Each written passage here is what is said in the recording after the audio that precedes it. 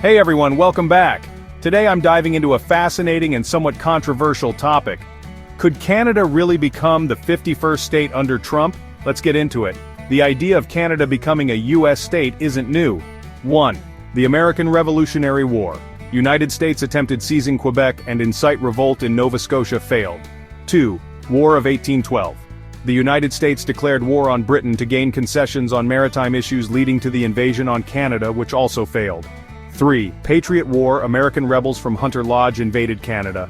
4. Fenian raids. Raid by Irish Americans Fenians were unsuccessful.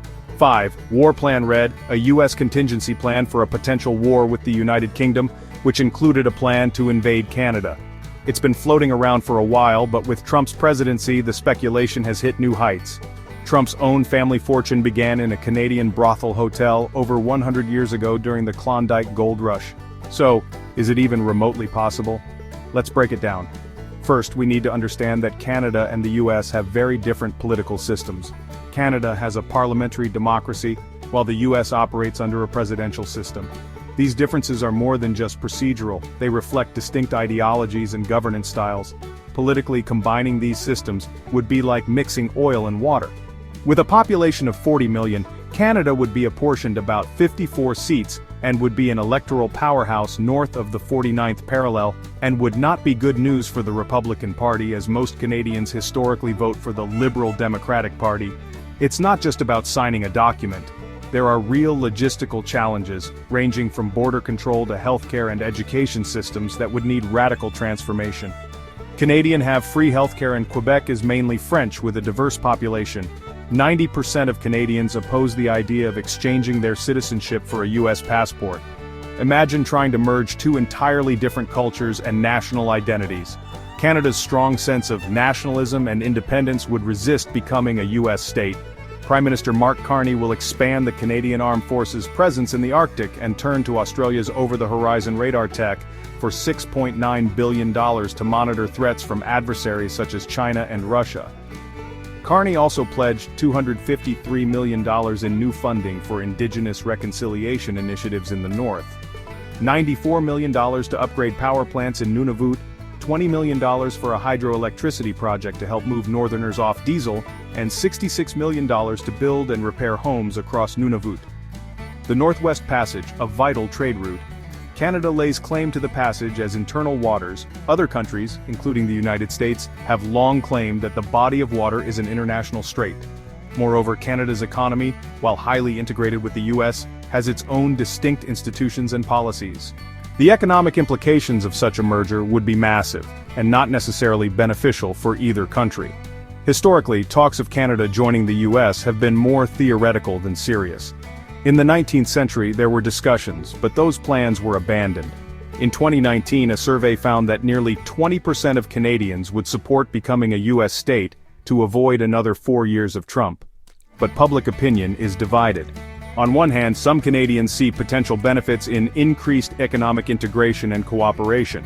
On the other, many view the idea as a threat to their national identity. For Americans, calls for Canada to join the US have been sporadic and largely dismissed as unrealistic. Now let's talk evidence. Trump hasn't explicitly stated he's pursuing this plan, but his statements and actions have sparked speculation. In 2018, he tweeted about Canada joining the US-Mexico-Canada agreement, which some took as a hint at a merger. The USMCA is sometimes characterized as NAFTA 2.0, as it largely maintains or updates the provisions of its predecessor. Canada, Mexico, and the United States is one of the world's largest free trade zones, with a population of over 510 million people with an economy of $30.997 trillion in nominal GDP, around 30% of the global economy. The BRICS countries, Brazil, Russia, India, and South Africa, account for roughly 35% of the world's GDP, surpassing the G7 countries, Canada, France, Germany, Italy, Japan, United Kingdom, and United States. Trump's unpredictable nature and willingness to challenge norms add to the uncertainty. In a 2020 interview, his former advisor, Steve Bannon, hinted at this possibility, citing cultural and historical ties. While dismissed as a fringe view, it fueled speculation about Trump's intentions. In conclusion, the idea of Canada becoming the 51st state is complex and contentious. Canada believes this is a concerning threat to its sovereignty and are expanding its partnerships with interest in the Rearm Europe plan, because it would create new supply chains that Canadian companies would benefit in developing the defense systems, which would create more jobs for Canadians and increase security for the country, while moving away from over-reliance on American procurements, particularly in the defense sector. While there are arguments on both sides, the challenges make it a daunting task. Canadians have never been more united in the face of Trump's tariffs, annexation threats. Elbows up, a hockey term conveying readiness to fight, is the new rallying cry, headlining rallies and emblemed on clothing as a badge of defiance to Trump's rhetorics towards Canada's sovereignty. Let me know in the comments what you think about this possibility. Thanks for watching, and don't forget to check out my other videos for more political, financial insights and analysis. See you next time.